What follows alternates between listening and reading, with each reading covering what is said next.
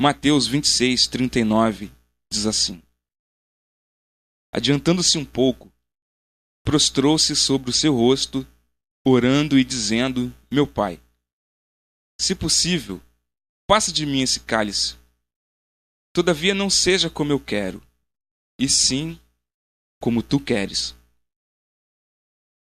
Há quase 20 séculos atrás, Jesus Cristo, ele entra em cena na história humana para dar prosseguimento ao plano da redenção, o plano da salvação.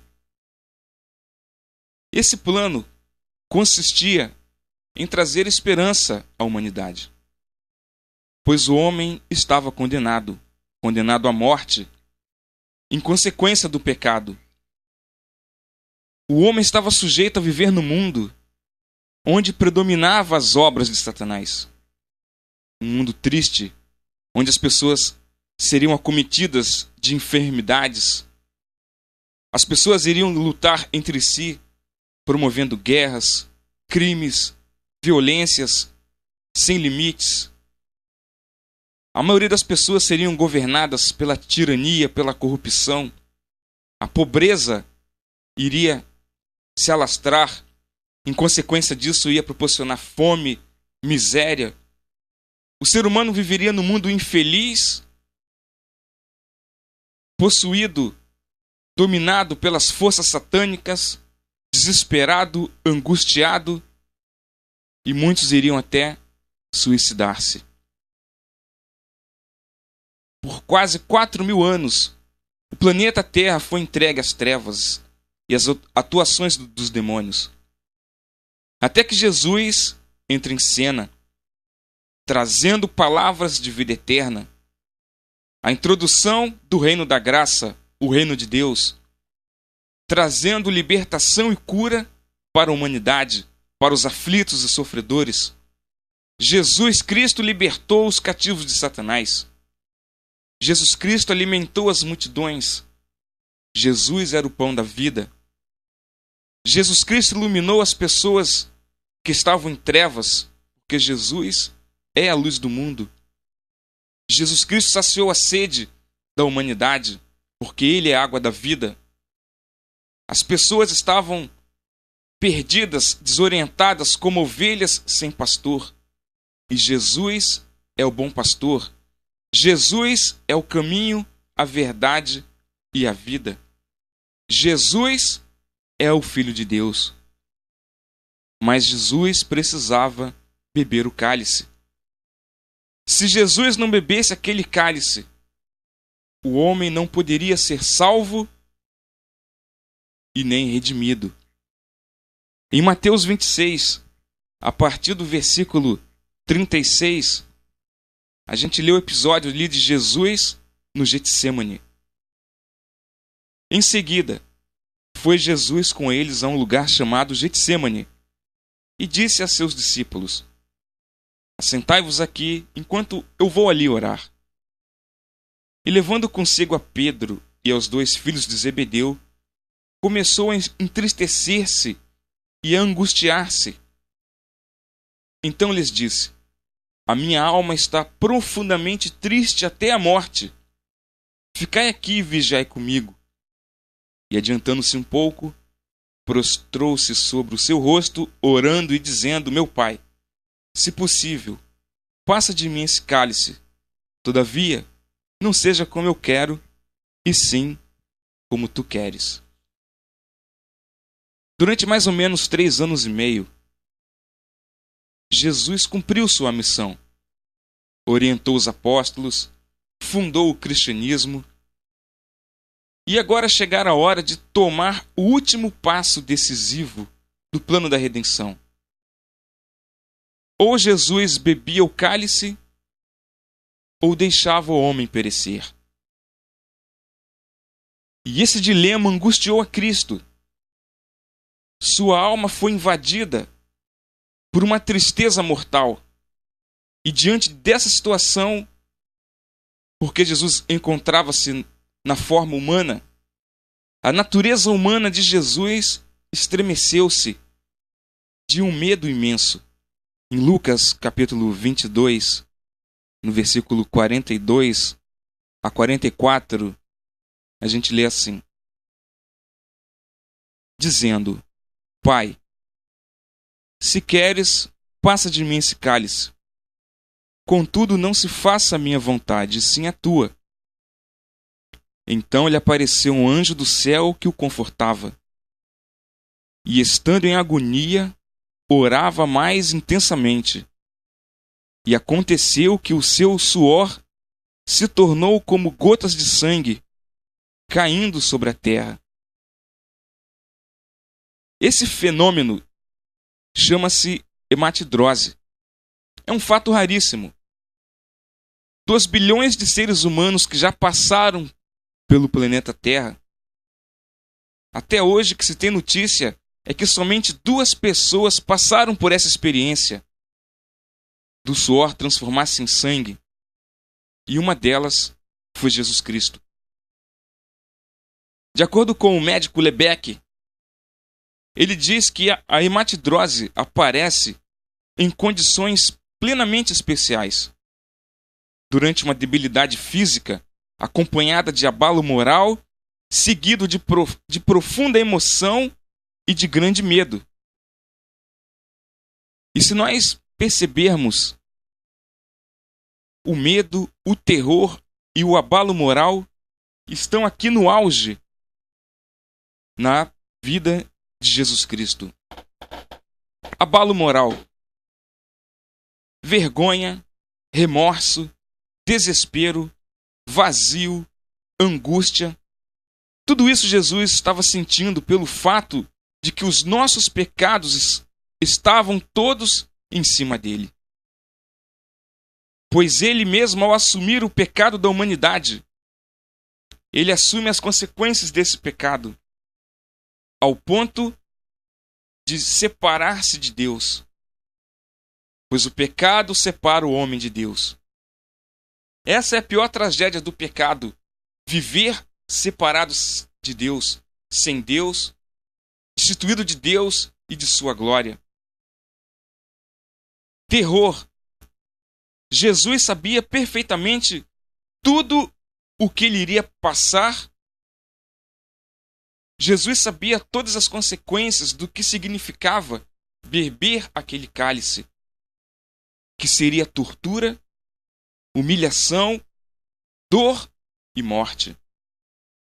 Medo: a morte sempre causará medo e pânico para aqueles que não têm esperança e nem certeza da vida eterna. E Jesus, diante da morte, separado de Deus, ele experimentava o pânico e o medo que todos os perdidos vão sentir no dia do juízo. E ainda tinha a tentação de Satanás de que o pecado era tão grave que ele não mais iria ressuscitar, iria ficar para sempre na sepultura, mesmo sendo filho de Deus com atributos da divindade. Seu suor tornou-se como gotas de sangue caindo sobre a terra. Ocorreu ali uma vasodilatação intensa de capilares subcutâneos que se romperam em contato com os fundos de saco de milhões de glândulas sudoríparas. O sangue se misturou ao suor e se coagulou na pele e após a exsudação. E essa mistura de suor e coágulos que se reúne e escorre por todo o corpo em quantidade suficiente para cair por terra, conforme nós lemos na palavra de Deus. Interessante observar que essa hemorragia microscópica se produz em toda a pele, que fica, portanto, prejudicada, dolorida e muito sensível. O Pai não afastou o cálice. E Jesus, naquele dilema, ele decide por beber o cálice. E na sequência, Jesus é capturado, é interrogado. Jesus, com as mãos amarradas, é esbofeteado, esmurrado, escarrado em sua face. A turba coloca um véu na sua cabeça e continuam batendo em Jesus e zombando dele exclamam: profetiza, quem foi que te bateu? Esses espancamentos vão até o momento da flagelação. Na flagelação, Jesus é amarrado seminu, com as mãos e os braços esticados para cima, e são utilizados correias múltiplas, que em suas tiras estão fixados esferas de chumbo ou ossinhos de carneiro.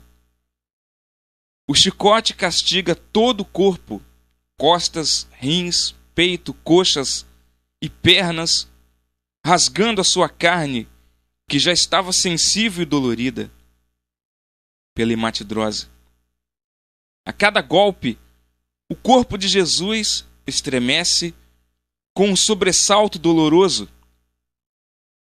O sangue escorre até o chão.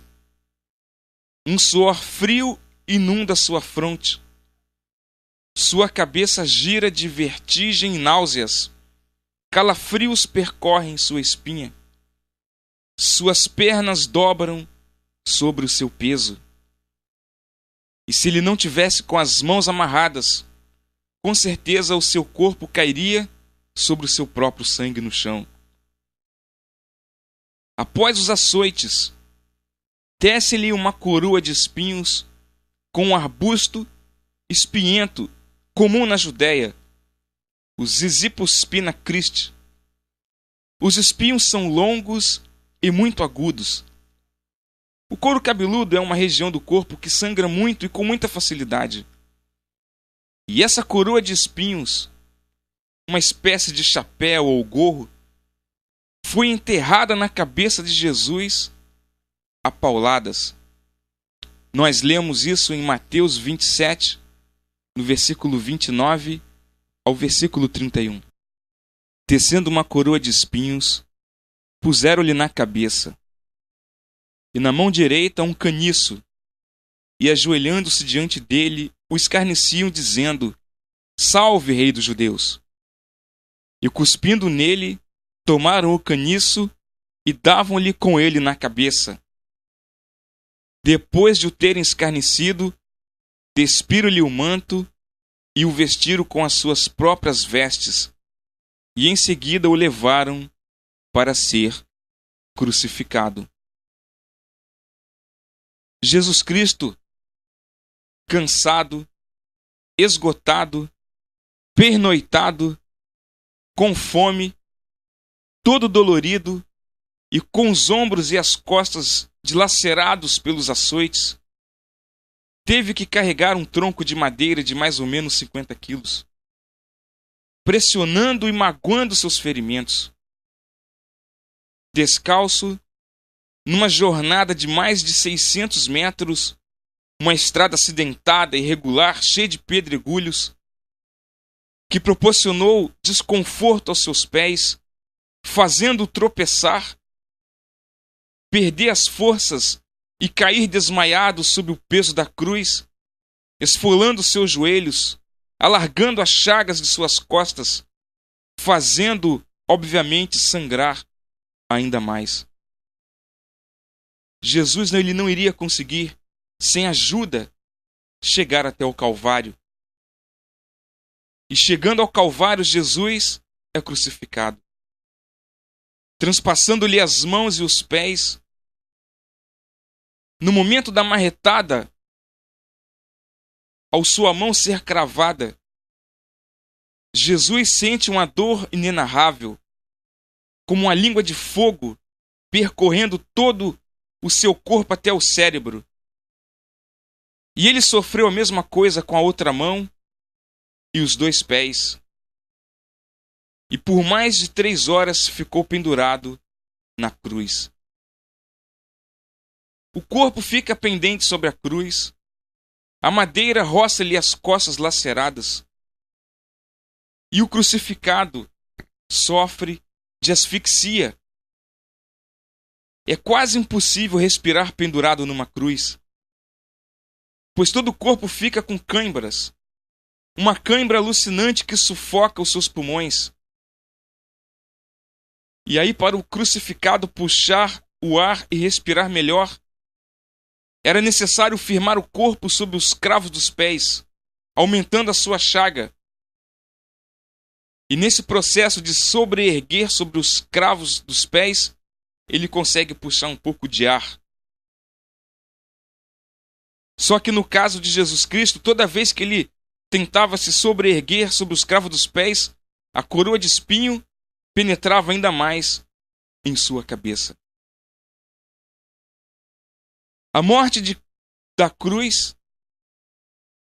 com certeza, foi uma das piores formas de tortura imposta ao ser humano. Muitos ficavam naquele sofrimento ali por horas.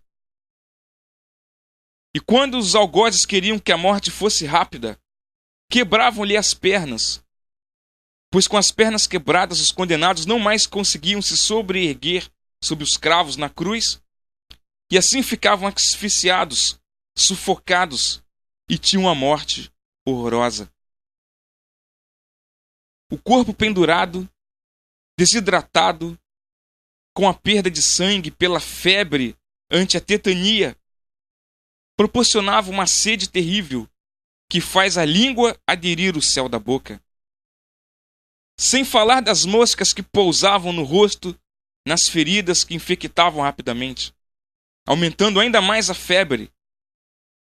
Aquele lugar é um lugar infestado de moscas.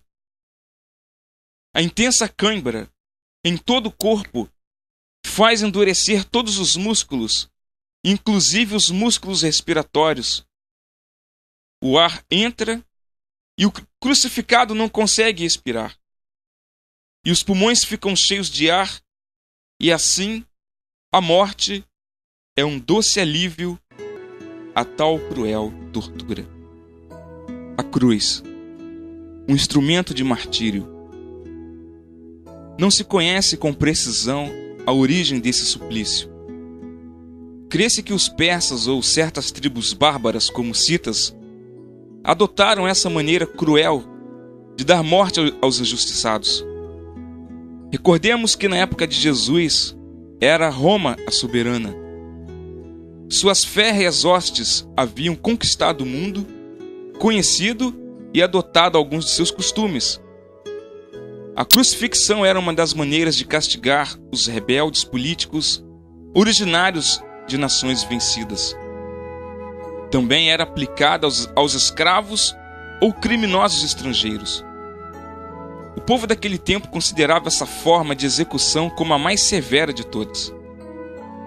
Começava-se flagelando os culpados. Isso era feito de uma maneira cruel.